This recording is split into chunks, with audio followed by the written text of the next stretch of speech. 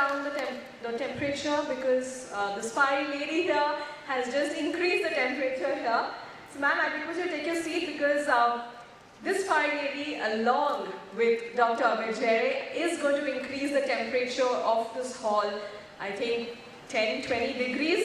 Depends. I think you're going to give the sun a very tough competition now. So we have a fireside chat with Miss Shalini, Shweta Shalini and Dr. Abhay Jere, and the topic of discussion is the accelerating focus on driving innovation for business growth. Over to you. She just gave you a compliment saying you're hot. Thank you. Now that you're ready for the questions. Yeah. What I can do, I can have a photograph with you and send it to my wife, say, still. Anyway. You don't want me to comment on that? No. Okay, can we remove this chair, Bhaveshji? Or are we expecting someone else? Thank you. Okay, so Abhayji, you are designated Chief Innovation Officer. Yeah. How does that feel? I've not asked what does that mean. I've asked how does that feel? Yeah. So basically, when we were conceptualizing the scheme, the designations which were initially offered was DG, Director General Innovation, and those kind of things. So I said to Sir that, the Minister at that time, because Prakash Javadekar ji was there at that time, that government should have a Chief Innovation Officer. Because now this trend is coming. I don't know how many of our private organizations have a Chief Innovation Officer, but if government can go with this designation of Chief Innovation Officer, then our commitment towards innovation, our commitments toward entrepreneurship will be far more highlighted. And I'm very, very happy, lucky to be part of, the first Chief Innovation Officer for government. I don't know whether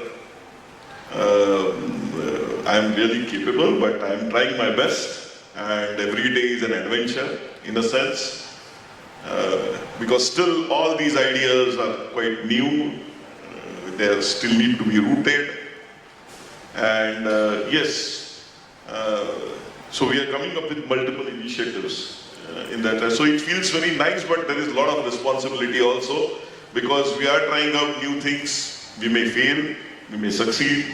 A lot of the projects. Okay, so what does innovation mean to you? It's very simple for me. So sometimes research, invention, innovation are the words which actually misuse, or they are used with coordination with each other. So for me it's very simple. Research is conversion of wealth into knowledge, and innovation is conversion of that knowledge into wealth again. Very nice. Very nice. So, please tell me, since the time you have joined as Chief Innovation Officer till today, has the perception of especially the youth changed towards innovation? Yeah, substantially, to be very honest. So, I will tell you, when we started working on the Smart India Hackathon initially, 2016-2017, this word was also not heard in government, I will tell you. So I used to go, and that time I was part of Persistent, so I used to go and meet secretaries. I met about 30-40 secretaries at that time. तो ये होता क्या है? पहले यहाँ से चालू हो जाता था. And then when we used to write letters, कि बाबा now give us some problem statements which our youngsters can solve. तो वो लेटर सेक्रेटरी से एडिशनल सेक्रेटरी से जॉइंट सेक्रेटरी से नीचे आता था, वो जो सेक्शन ऑफिसर था, क्लार्क जो होता है, उसके डेस्क पे आ जाता था. अब वो बोलता था कि मैं इतना बड़ा होता है, प्रॉब्लम्स वगैरह दे सकता तो मैं यहाँ बैठता क्या. So from that, we started from that. Then when we were actually started looking at youth also. I traveled across the country. I had around 80 to 90 addresses where I addressed about lakh plus students.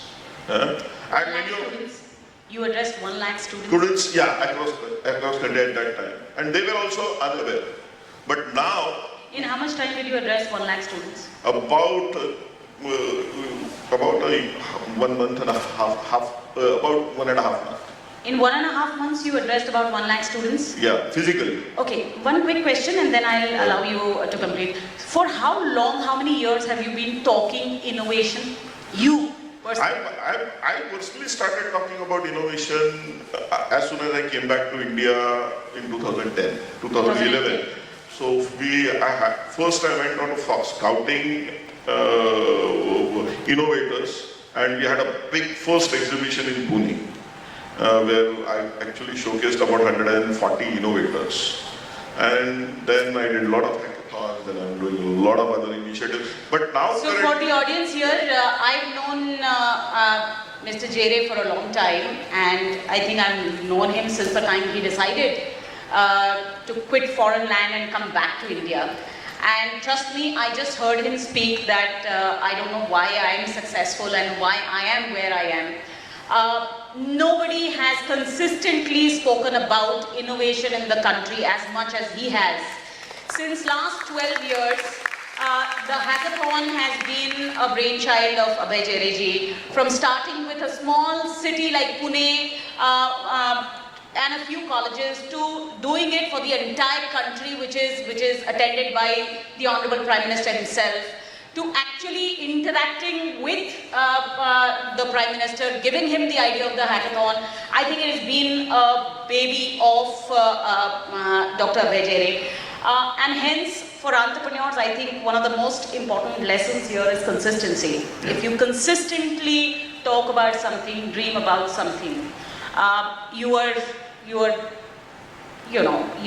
going to be successful. That is the story. Yeah. Sorry, I'll let you complete. No, I think what you have said, you have said it, we have to be really consistent. Many times it happens even within bureaucracy, sometimes we get support, sometimes we don't get support. But what I have started realizing, I just started with hackathons. It was just an event at the end of the day. But now it has become a culture. Now you see hackathons happening in every nook and corner of this country, So what I feel happy about is not about the Smart India hackathon we started, but the culture which we could create.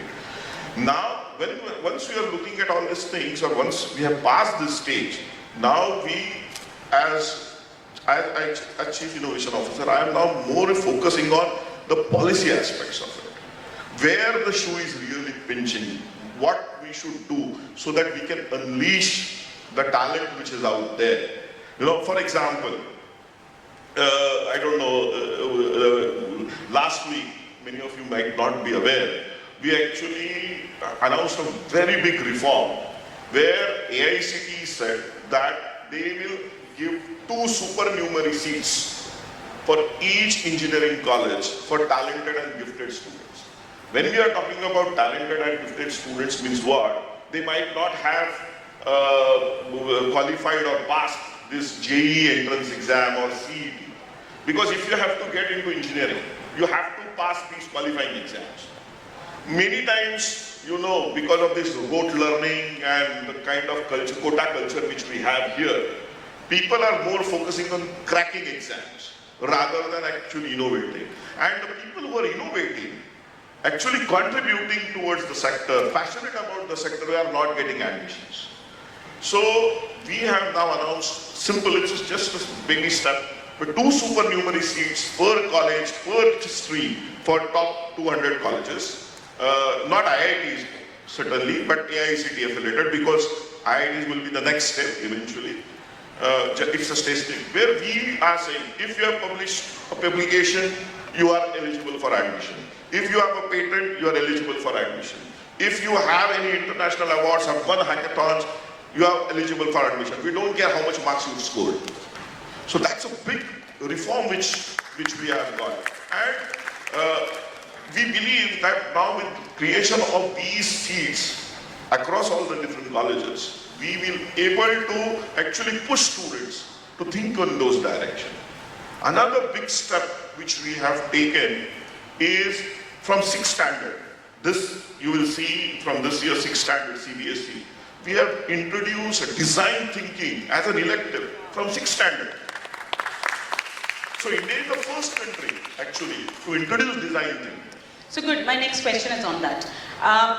So when do you think, because there are a lot of mothers here, tell me, when is it that you actually have that seed of innovation in a child's mind?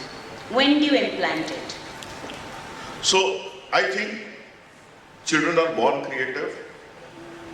We end up killing that. So, and who kills? Parents at home and teachers in schools. Whenever somebody asks an intelligent question, marks kitna mila, idhar udhar ki baatein bahut badi baatein kar raha hai, idhar udhar ki baatein mat kar, how many grades you have? So that is what the culture is. Okay? And we have to change that. And that is the reason we felt that when we are doing all these kind of things, we have to first train teachers. So currently, we are in process of training 50,000 teachers as innovation ambassadors, school teachers, and innovation ambassadors.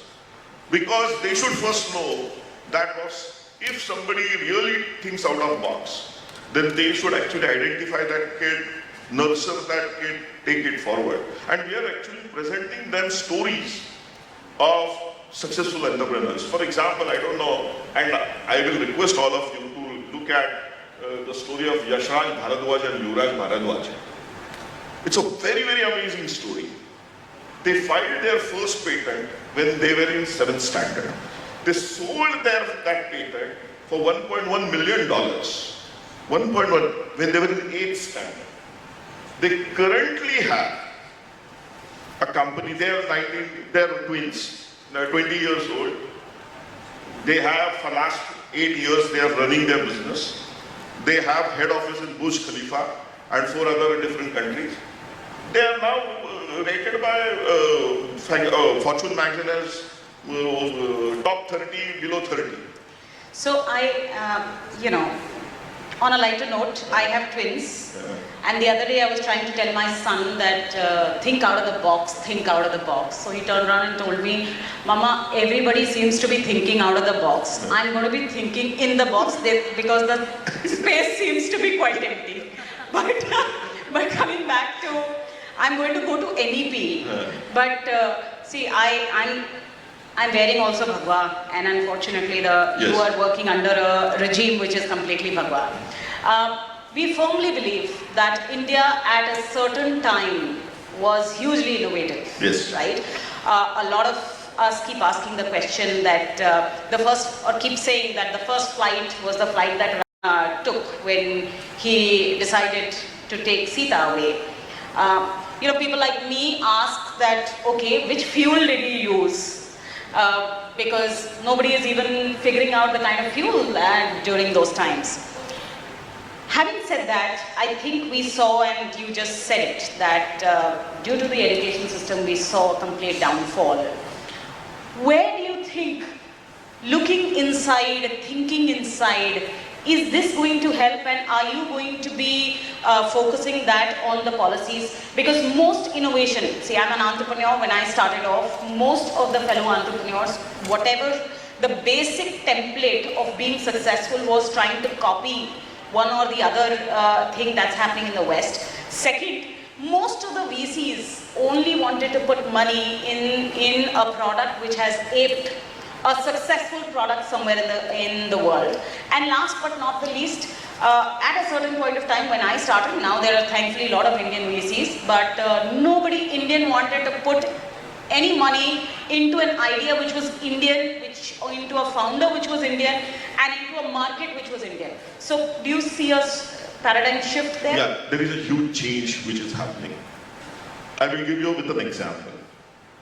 So you know our toy industry. So currently if you see our toy industry, and there is a big program which is Prime Minister himself is pursuing. So not just hackathon, Toy Story नाम से program चल रहा है, where they are looking at policy initiatives, how we can promote entrepreneurs, new ideas and those kind of things. So Prime Minister asked us, can you help us crowdsource ideas based on Indian ethos for games, you know, and we did a toy-a-thon for that. So currently Indian market is somewhere about $1.2, $1.3 billion. And as you say, no, more than 80-85% of our toys we are importing. The problem with this is that we are not just losing foreign exchange. And people should understand this very, what kind of things we are messing up. But more importantly, the toys which we are importing are not based on our culture, not based on our ethos. So our kids, our youngsters, which are very, very impressionable minds, they are more fascinated with Marvels and Disneys and Doraemons and those kind of things, and not our own heroes. Shin-chan. Yeah? So Prime Minister asked us that can we come up with very cool toys which are based on Indian ethos. For example, we had a toy, everyone has played Monopoly, right? Where we play, it's a card game where we buy hotels and some people came up with Monopoly based on Ayurveda. Now here you are buying herbs, Ayurvedic herbs. You know, one acre of Shatavari will have a different value than 1 acre of Ashwagandha, right? And then instead of building hotels on that or houses on that, you're building pharmacies, you're building extraction units. And the concept of same monopoly was converted completely into an Indianized version. And now the students or the youngsters can learn about Ayurveda while they are playing, you know. Or I have a flip book where we have such 117 ideas from students, and recently we actually went ahead and did a pitching session. We had 44 companies coming forward, and companies like Fun School and Hamleys actually came forward. And 17 or 18 deals are currently happening, where students are directly talking, and there are 7 standard students, 8 standard students which have come up with these kind of ideas. They are talking to these big players. And we are playing the role of mediators because these companies should not arm twist. But companies are also excited about these new ideas, because this will create a unique niche. You know, what we bring to the table is 5,000 years of culture. Brilliant. Now, my question here is, see, there was a time in China, and I know this because I come from an entrepreneurial background. There was a time in China where China government bought IPs from across the globe and gave it to its entrepreneurs and said, now go use these IPs, manufacture and scale, right? India, the number of IPs which are, you know, booked. So just to give you a background, I run a company, and in the company I made an appraisal theory and said that whenever you come for an appraisal, tell me how many IPs, patents you have filed, right? It's okay if it's not granted. I will consider if it is filed. Believe you me, there were people who had brilliant ideas, but they filed patents for almost 6 months on the same idea and were not granted, right? And a similar was granted somewhere else in the US, in Indonesia, and the companies benefited out of it and so on and so forth. So one, are you trying to ease the IP process? One. Second, are there IPs going to be available because this is completely a platform for ideas, right? Scaling up needs a different skill set. Starting up needs a lot of different skill set. India is so much focusing on startup, that we've forgotten that we also need to scale up. Yes. Right? So we need IP support, we need policy support, but we also need acceleration support. Right. So how do you think you're going to do a handshake between all of these factors? So this is a great question. I have, I don't have a complete answer for it, but I have some answer. So yes, IP is a big problem currently. So if you look at China on an annual basis is filing somewhere around 16 lakh patents. Okay. US is already half of China, about 6.5 lakh. And India, you will be surprised, 50,000, 55,000. China is 15, 16 lakh, we are 50, 55,000. And how many of them are Indians living in India? 30%. So 65% are non-resident. So this problem is there. More importantly, from where you are going to get IP, if you ask? You will get IP from educational institutes, colleges, higher educational research institutes, universities, right? Because there people are expected to work on ideas. We have around 47,000 higher educational institutes in this country. And the number of IP which gets filed from these is somewhere around 2,500 to 3,000. We can safely say that 85% of our institutions have never filed an IP ever. That ecosystem simply doesn't exist. It's not that we are dumb. It's not that we don't get ideas. ऐसा नहीं कि China वालों को idea आते हैं.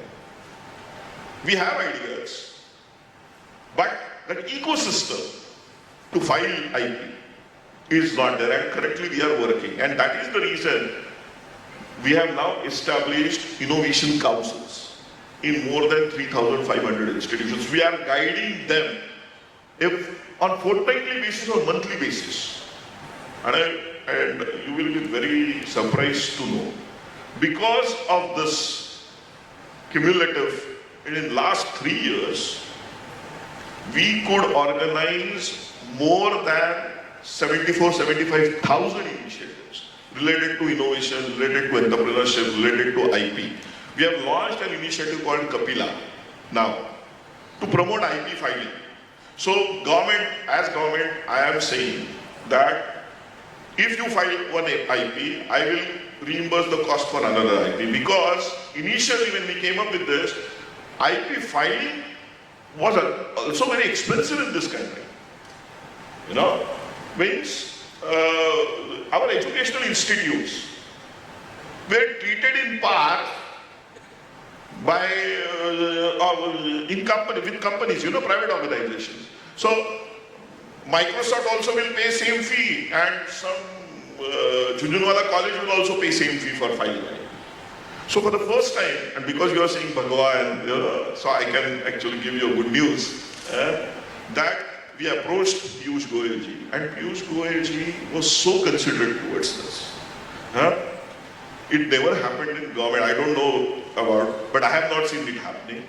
Within 2 weeks, a gazette notification came, creating a separate category for educational institutions, and now you can file IP in 2,000 rupees.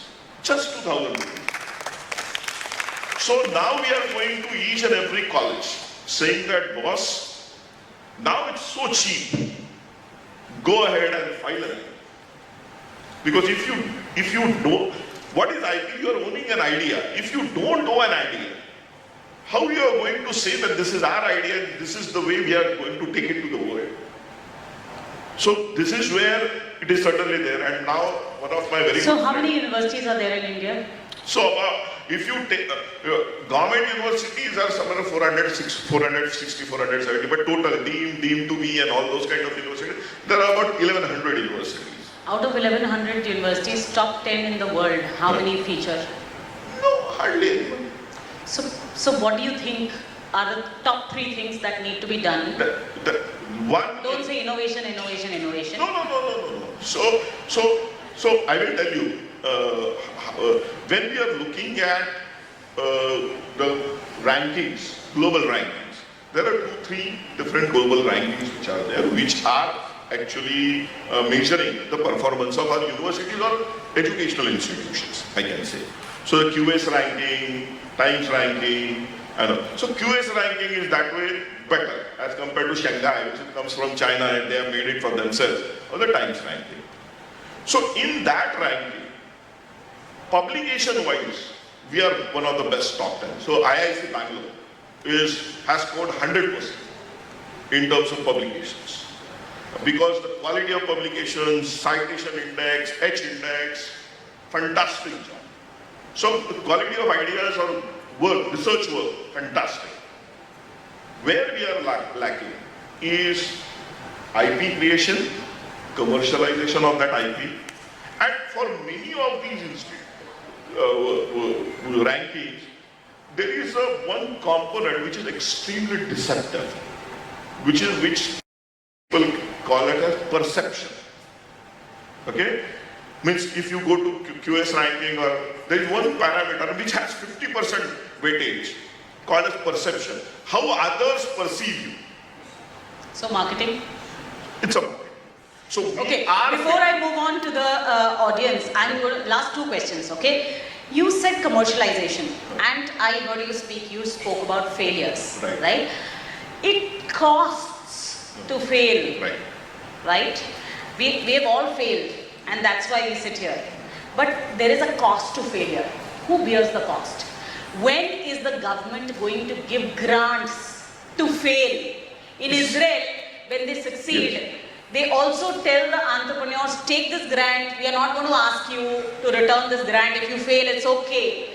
This is the way of saying failure is okay. Here in India, even to a small child, we keep torturing him to say, no, you do whatever.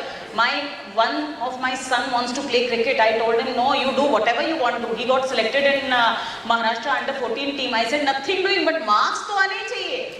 So I'm indeed an Indian mother, right? Yeah. So when are we going to pay for people to fail? Yeah. So and then I have 2 light questions. Then I'm going to take some heavy questions from the audience. So very quickly. So we have already started with these kind of schemes about 10 years back, where we are actually paying people to fail also. For example, Department of Biotechnology has a big organization called as BIRAC. Okay? And they give grants. So it starts from 25 lakhs to 2 crores. Okay? Yeah. You can get where you can, it's a high risk. They invest on high risk businesses. Then CSIR, Council for Scientific and Industrial Research. They have a grant in a sense called as NMITLI, NMITLI or New Millennial. So it started. So it's on and off and on and off. Then DST, Department of Science and Technology. They have TIFAC, and to scale up, they have TDB, Technology Development Board. They have actually created a Technology Development Board. There's huge money on Technology Development Board which goes unutilized. You know? Anybody who has education technology startup here, please raise your hand. Okay, 1. Anybody else? Why only education? You can go to TDP for all sorts of technology. Anybody who has an education startup, technology education startup? Yes, I saw your hand. Okay, fine. You? Okay, great. One of my second last questions. I don't. Bhavesh ji, do we have a coffee hamper? Then I can do some quick round questions also, which can be light ones. But I don't think you are using any of these questions. Because it's blank. I think it's all extempo. So Bhavesh did a work, but okay. So my question is, again, I said there are a lot of mothers here. You think innovation depends on certain exclusivities like toppers, high marks, or certain exclusive colleges like the IITs, IIMs? You think it is dependent on that? No. Whenever I go to all the educational institutes, I say this, that please don't think that somebody has cracked JEE, it means he's innovative or out of box thinker. He knows how to crack JEE, and that's why he's in IIT. He has slogged for 2 years or 3 years, followed some techniques, followed some formats, and that's the reason. He need not be innovative. Ideas can come from anywhere. That's true for entrepreneurship also. That's maximum number of people. And I will give you an example of Sushant Patnaik. Sushant Patnaik was in 6th standard when he actually came up with his idea. He was sitting in a hospital and he saw a paralytic person, now 6th standard kid. And because he was not allowed to get into ICU, उसके parents के साथ, तो वो उसको बाहर बिठा दिया था. So he saw a nurse carrying a paralytic patient. And because it was a hospital, that person was severely paralytic. So he started thinking what I can do about it. So problem solving is very important. So, and then he went ahead, he developed a sensor which could work on breathing, and then he attached it to a wheelchair, which could be navigated by breathing. Just you use Morse code by breathing and you navigate. Even Mukesh Ambani invited him for exploring whether it can be taken forward. But unfortunately, he couldn't get into any of the IITs. He got President Medal. APJ Abdul Kalam actually gave him a President Medal. But he couldn't get into it. He's still if you follow his LinkedIn page, I am his close friend, the kind of innovative projects which he has done. So ideas can come from anywhere. And I have seen, because of this lot of innovation challenges which I do, I am seeing more and better ideas coming from tier 2, tier 3 organizations. I just wanted you to say this. I sit on incubators, yes, and I am sitting on a few incubators which are in rural areas, and I see some phenomenal work. I think there is yes, huge fire in the belly in the tier 2, tier 3 cities, and children are doing amazing work there. उनको सिर्फ platform चाहिए, उनको सिर्फ what I have seen in IITs also, I am not doing any IIT bashing, but don't do it. So don't misunderstand me. Yeah? There are a lot of good work is also there. Otherwise, tomorrow all the quotations will be that Abhay was into IIT bashing. No. What I am trying to say here is that ideas come when you are passionate about solving a problem. And that passion can be with anyone. It can be with a grassroots innovator also, because a lot of grassroots innovators are coming. If you know this Mitti Cool person, I don't know, you should look at the story of Mitti Cool person, who the National Innovation Foundation actually identified Prajapati. So the kind of stories you will see with these, they are scaling up also, they are generating wealth for the country. So it's not that there is one, forgot his name,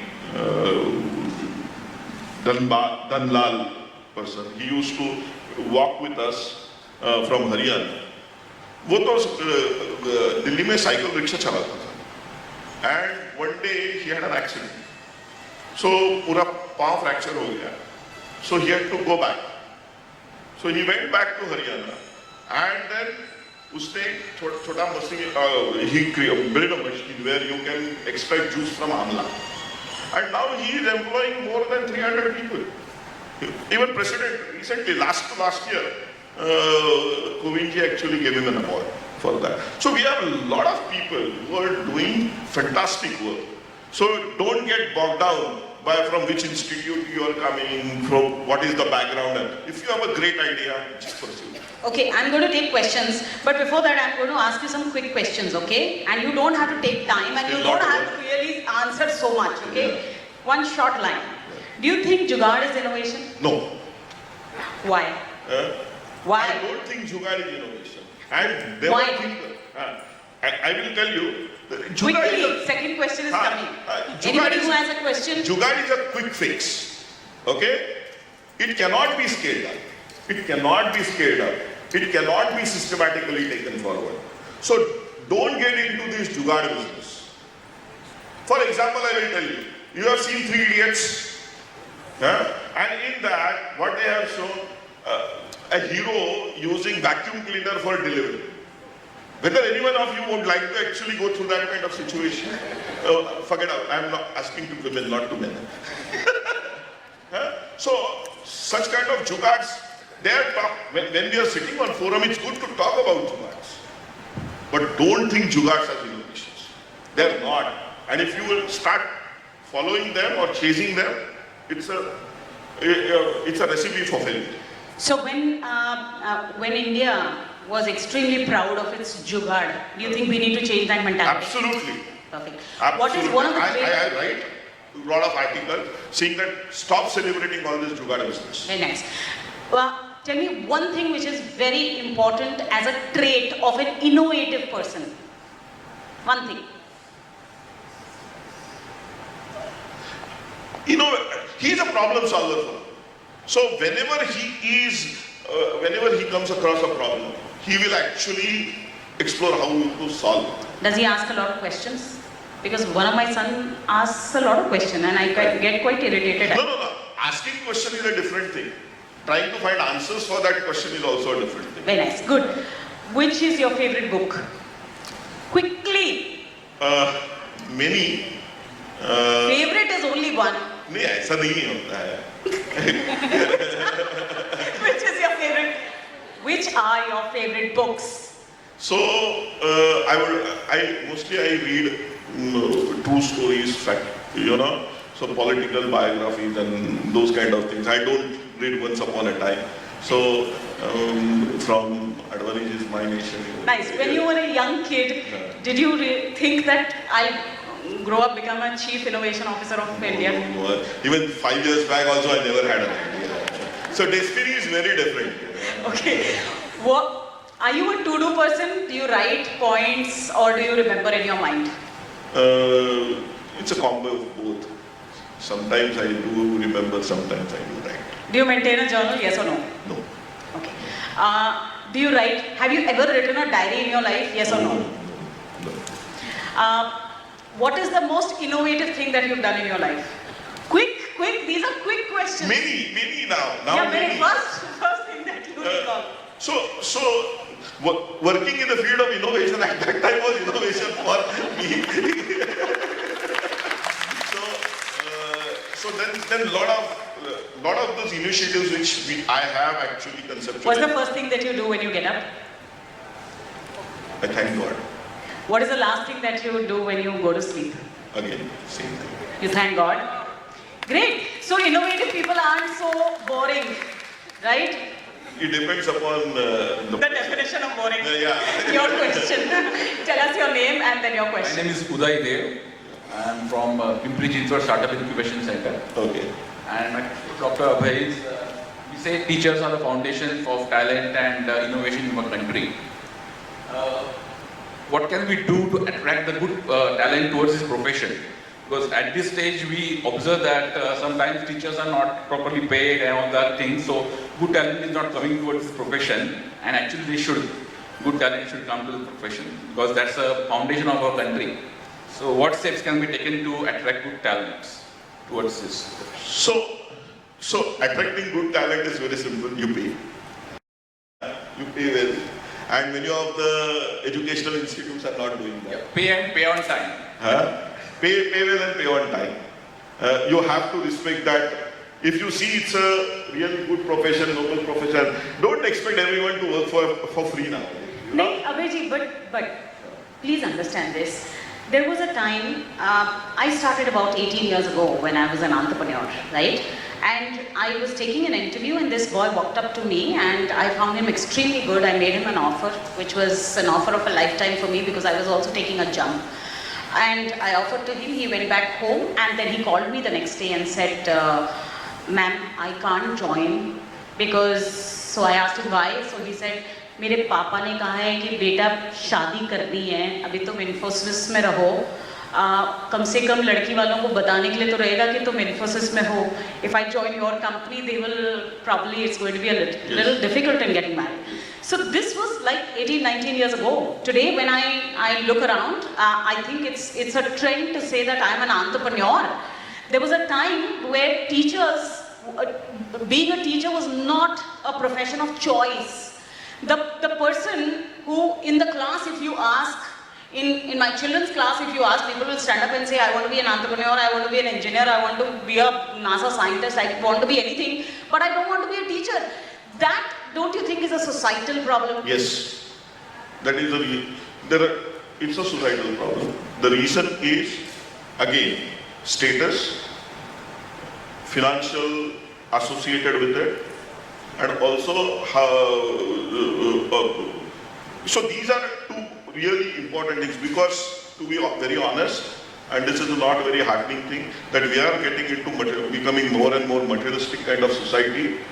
When we are looking at materialistic kind of society, we are demanding high salaries or high remuneration for our work, and as a result of that, if our profession is not going to pay for it, then yes, we are going to look at other. And because our profession is not paying that, people are not looking to that profession also with that kind of dignity. पहले teacher को कितना professor है, तो उसको एक status था, but अभी वो नहीं रहा है. Even IIT professors, means even I see in IITs where they have problems in finding good people as professors, you know. So, and going back to our earlier thing, that शादी करने के लिए problem होता था, no, that problem still exists. You know, I was talking to, and I will actually tell you one initiative which we are doing. Okay, youngsters are coming to us saying that, sir, I want to do startup, but my boyfriend or my girlfriend or my parents are not allowing me to do that because they want me to take a job. You have a policy for that as well? No, we actually came up with a course for that. So we have for introduced. For the boyfriend or for him? For all. So we have recently launched an MBA program. We call it an MBA because people know what MBA program is, but it's not a conventional MBA. It's an incubator-based MBA. And we call it as MBA Innovation, Entrepreneurship and Venture Development. So, what we are telling students or youngsters who are interested in doing entrepreneurship, take admission in this course. Because it's an MBA incubator-based program, you pursue your startup under this program. You take admission as groups in this program. You do your startup. So you can tell your parents, and parent can tell within the society that मेरा बेटा MBA कर रहा है. लेकिन under the garb of that MBA, you actually are doing startup. So we have introduced this program in 20 institutions currently on pilot mode to take care of this problem. So all these kind of things we are doing. All these are innovations only which we are doing. Anyone else? Any other question? We'll take last two questions. Yeah. No. Please give chance to women, please. Yes. Riddhi ji. Good morning, ma'am, and good morning, sir. So, I run a TED club, and there are children who are of age 8 to 10, and they've got wonderful ideas. I cannot see you. Yeah, I can see you. Will you stand up with the Sure.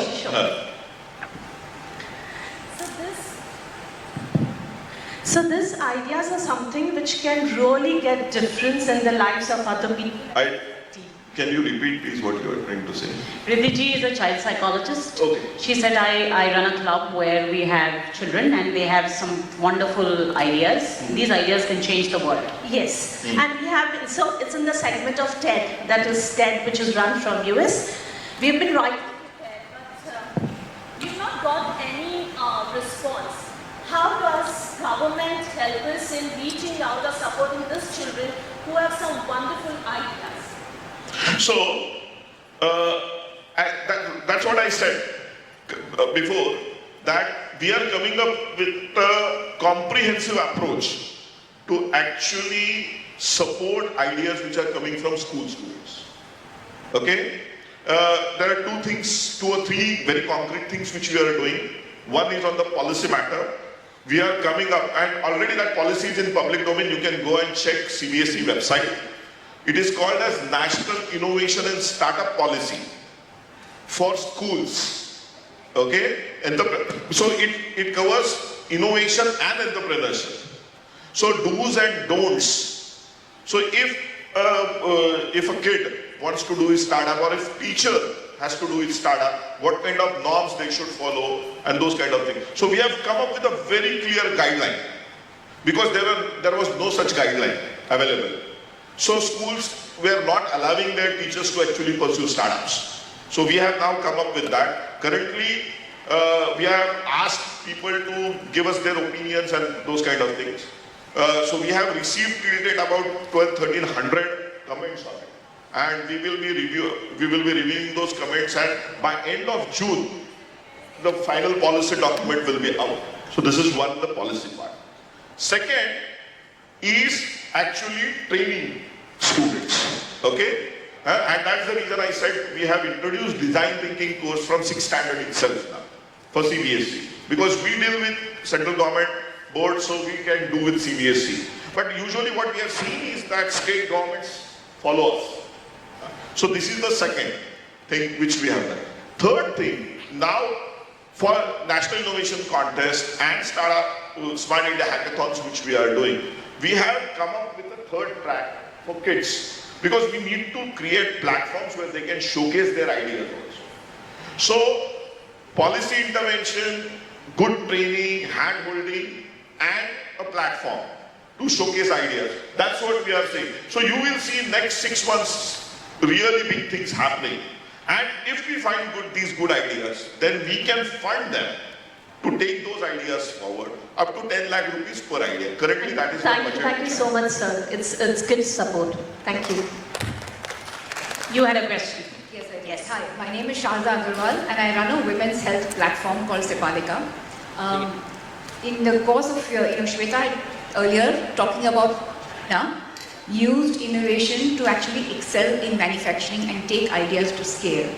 Dr. Abhay, my question to you is, have you tried inculcating the concept of innovation with the government itself to be able to change their way of thinking, to be able to change, to bring innovation to their own processes? Because one of the things that I see here is very often entrepreneurs have great ideas, but to get it off the ground, and remember they all come with limited budgets, to get it off the ground is so hard because the government makes it so hard for us to take it, to bring it live.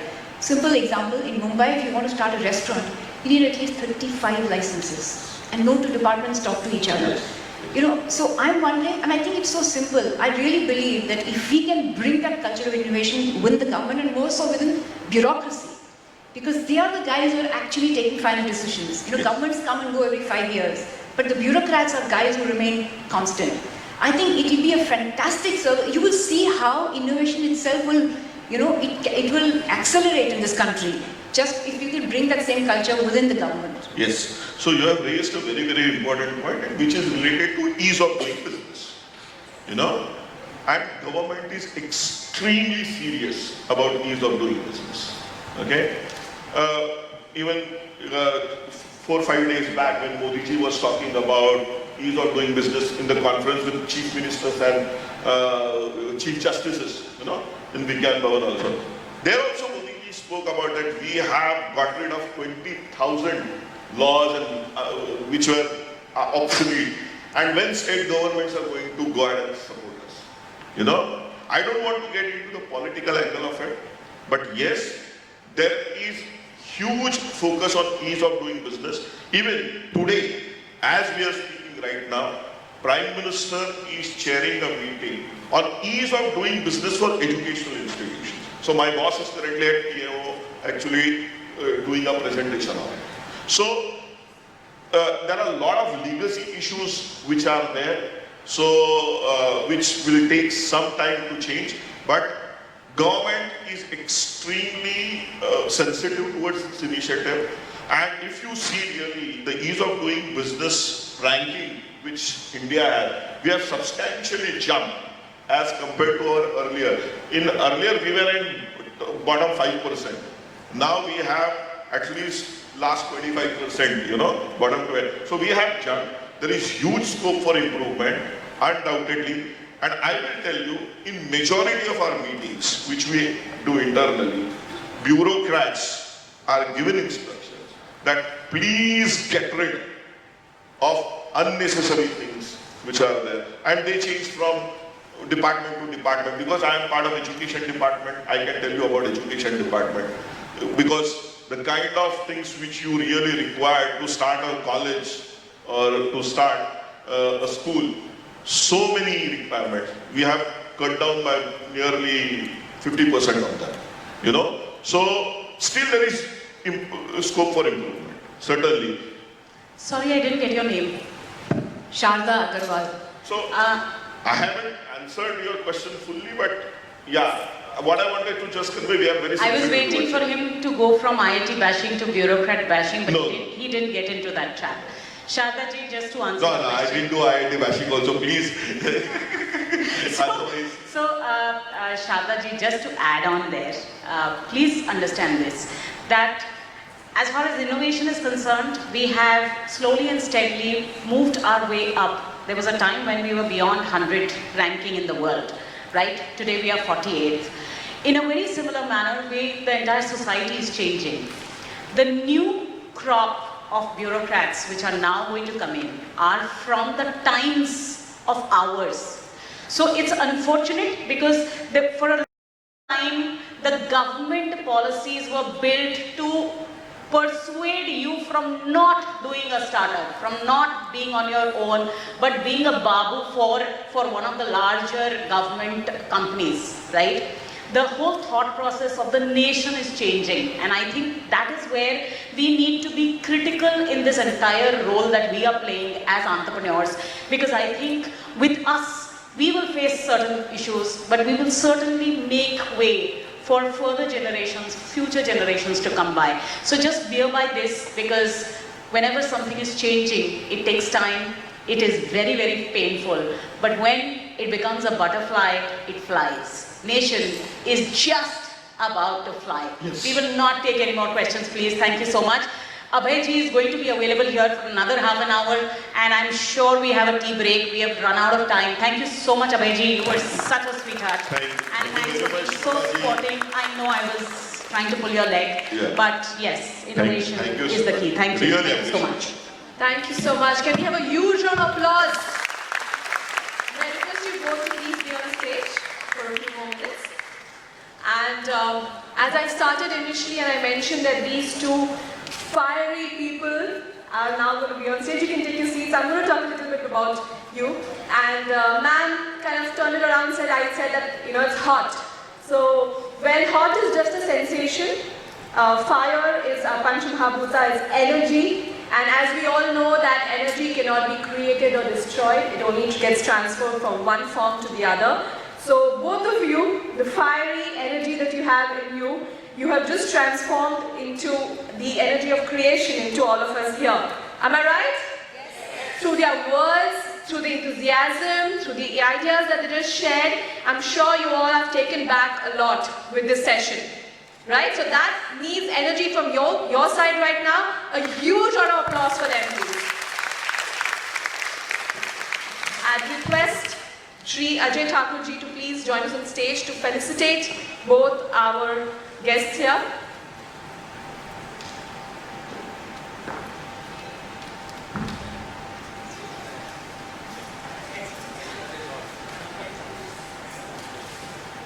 And we surely enjoyed the rapid fire questionnaires, right?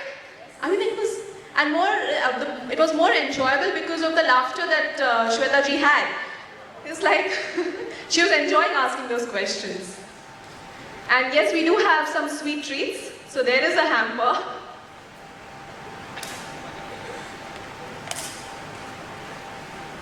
I think you are Kalpaviksha. You just have to think about it. It's all there for you. Could we have a huge round of applause, please?